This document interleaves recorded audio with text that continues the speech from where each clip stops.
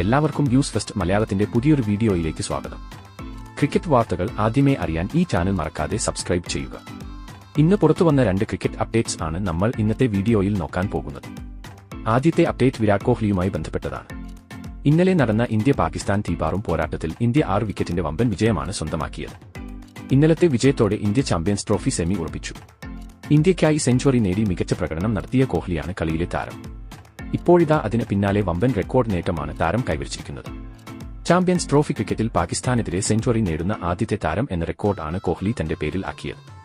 Batting ഇതിഹാസമായ Sachin ടെണ്ടുൽക്കർക്ക് പോലും ഈ ഒരു റെക്കോർഡിലേക്ക് എത്താൻ സാധിച്ചിട്ടില്ല. അതുമാത്രമല്ല, ഇന്നലെ താരം ഏകദിന ക്രിക്കറ്റിൽ 14,000 റൺസ് കൂട്ടിച്ചേർക്കുകയും ചെയ്തു.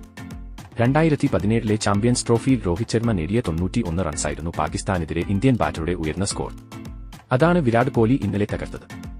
117 പന്തിൽ സെഞ്ചുറിയിലെത്തിയ വിരാട് കോഹ്ലി വിജയറണ്ണും നേടിയാണ് ക്രീസ് വിട്ടത്. അടുത്ത അപ്ഡേറ്റ് ഇന്ത്യ-പാകിസ്ഥാൻ മത്സരവുമായി ബന്ധപ്പെട്ടതാണ്. ചാമ്പ്യൻസ് ട്രോഫിയിൽ ഇന്നലെ നടന്ന മത്സരത്തിൽ പാകിസ്ഥാനെ മലർത്തിയടിച്ച് ഇന്ത്യ മികച്ച വിജയമാണ് നേടിയത്. ആദ്യ 2 മത്സരവും ജയിച്ച ഇന്ത്യ സെമി ഫൈനലിലേക്ക് യോഗ്യത നേടി. പാകിസ്ഥാൻ ഒരു അവസരം പോലും നൽകാതെയാണ് ഇന്ത്യ മത്സരം വിജയിച്ചത്.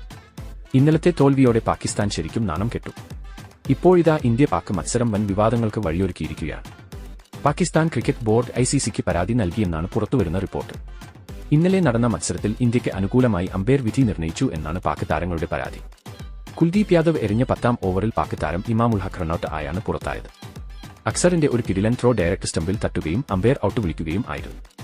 എന്നാൽ കുൽദീപ് ഇമാമുൽ ഹഖിനെ വഴി തടഞ്ഞതുകൊണ്ടാണ് താരത്തിന് റണ്ണൌട്ട് ആക്കേണ്ടി വന്നത് എന്നാണ് പാക് ആരാധകർ പറയുന്നത്. അമ്പയർ ഇക്കാര്യം കണ്ടിട്ടും ഇന്ത്യയ്ക്ക് വേണ്ടി കണ്ണടച്ചതാണ് എന്നും അവർ പരാതിയിൽ പറയുന്നു. റീപ്ലേ ദൃശ്യങ്ങളിൽ ഇത് വ്യക്തമാണ്. പിന്നീട് തേർഡ് അമ്പയർ ഈ വീഡിയോ ദൃശ്യങ്ങൾ സ്കിപ്പ് ചെയ്തു എന്നും അവർ കൂട്ടിച്ചേർത്തു.